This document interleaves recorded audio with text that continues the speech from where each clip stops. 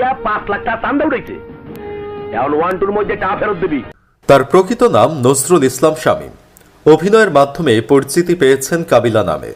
সিনেমার জনপ্রিয় খলনায়ক হিসেবে সুখ্যাতি পেয়েছেন খুব অল্প সময়ে। ভিলেন হিসেবে পর্দা কাঁপাতে কাবিলা একাই ছিলেন যথেষ্ট, কিন্তু শেষ হয়ে গেছে তার সেই সোনালী অতীত। এখন আর পর্দা কাঁপান না কাবিলা। জাতীয় চলচ্চিত্র পুরস্কার প্রাপ্ত অভিনেতা কাবিলা এখন পুরোপুরিভাবেই অভিনয়ের বাইরে। দীর্ঘদিন ধরেই নেই কোনো খোঁজ খবর। কোথায় কেমন আছেন, কিভাবে কাটছে তার দিনকাল, কি হয়েছে তার গলায়, কেন কথা বলতে পারেন না, এসব কিছুই আপনারা জানতে পারবেন। ভিডিওটি শুরু করার আগে বন্ধুরা, আশা করছি ভিডিওটিতে একটি লাইক দিয়ে শুরু থেকে শেষ পর্যন্ত দেখবেন। তো চলুন শুরু করি। কাবিলা একসময় ছিলেন ফুটবলার। বিভিন্ন ক্লাবের হয়ে 80-র দশকে প্রথম বিভাগে ফুটবল খেলেছেন। তিনি ছিলেন ডিফেন্ডার। বল নিয়ে তার সামনে এলে অনেক ফুটবলারই ঘাবড়ে যেতেন। ফুটবল ছেড়ে হঠাৎ করেই চলচ্চিত্রে পা রাখেন। শামীম থেকে তার নাম হয়ে যায় কাবিলা। 1988 সালে যন্ত্রণা চলচ্চিত্রের মাধ্যমে তিনি তার অভিনয় জীবন শুরু করেন। প্রথম দিকে তিনি নেতিবাচক চরিত্র অভিনয় করে জনপ্রিয়তা অর্জন করলেও পরবর্তীকালে কৌতুক অভিনেতা হিসেবে আরও বেশি জনপ্রিয় হয়ে ওঠেন। প্রায় 1000-এরও ওপর চলচ্চিত্র অভিনয় করেছেন কাবিলা। কৌতুক অভিনেতা হিসেবে কাবিলা যখন অভিনয় শুরু করলেন, তখন তার কণ্ঠে বরিশালের আঞ্চলিক ভাষা ব্যাপক জনপ্রিয়তা পায়।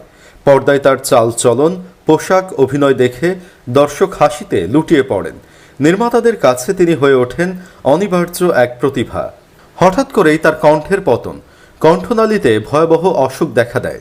কণ্ঠের জাদুতে সবাইকে মাত করে রাখা এই অভিনেতার হঠাৎই কণ্ঠ চলে যায়। কাবিলা শুধু কণ্ঠের সমস্যায় পড়েননি, তিনি আক্রান্ত হয়েছেন ক্যান্সার রোগেও।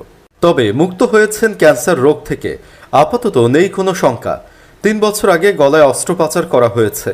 কিছুটা সুস্থ হলেও এখন আর স্বভাবসুলভ স্বরে কথা বলতে পারেন না কাবিলা। সিনেমায় আগের মতো কাজ করেন না। বেছে বেছে পছন্দ হলে টুকটাক অভিনয় করার চেষ্টা করেন। সেক্ষেত্রে তার সংলাপ ডাবিং করা হয়। এই মুহূর্তে সময় কাটছে তার গ্রামের বাড়ি বরিশালে। এক সাক্ষাৎকারে কাবিলা বলেন, প্রায় 4 বছর হয়েছে আমি বরিশালে এসেছি। আগে ঢাকাতেই ছিলাম। এখানে এসেছি, একটু ভালো লাগছে।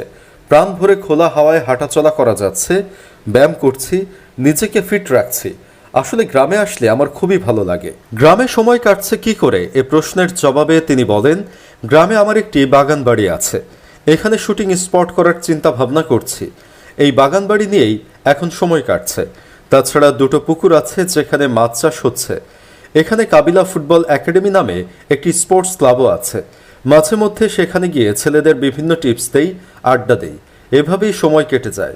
নিজের সিনেমার ব্যস্ততা প্রসঙ্গে মজার মানুষ কাবিলা বলেন, শেষ শুটিং করেছিলাম দেবাশিস বিশ্বাস পরিচালিত শ্বশুর বাড়ি জিন্দাবাদ 2 ছবির জন্য।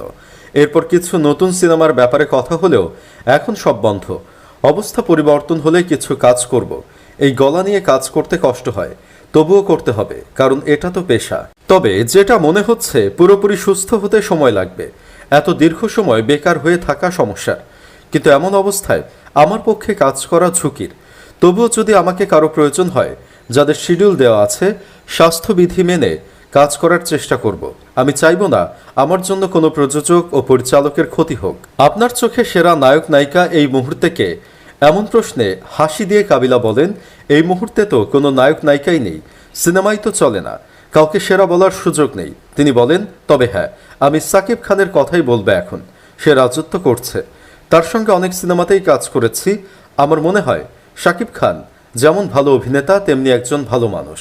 কাবিলা স্বপ্ন দেখেন সোনালী অতীত আবারও ফিরে আসবে সিনেমায়।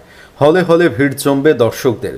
সিনেমা প্রেমীরা খুঁজে পাবে বড় পর্দার চিরচেনা সেই মুহূর্তগুলো। শেষ বেলায় কাবিলা খ্যাত এই অভিনেতা সবার কাছে দোয়া চেয়েছেন। সবাইকে নিরাপদ ও সাবধানে থাকার পরামর্শ দিয়েছেন কাবিলা। আমরাও দোয়া করি, যেখানেই থাকুক সুস্থ থাকুক প্রিয় অভিনেতা কাবিলা। ফিরে আসুক আবারও কণ্ঠের জাদুতে।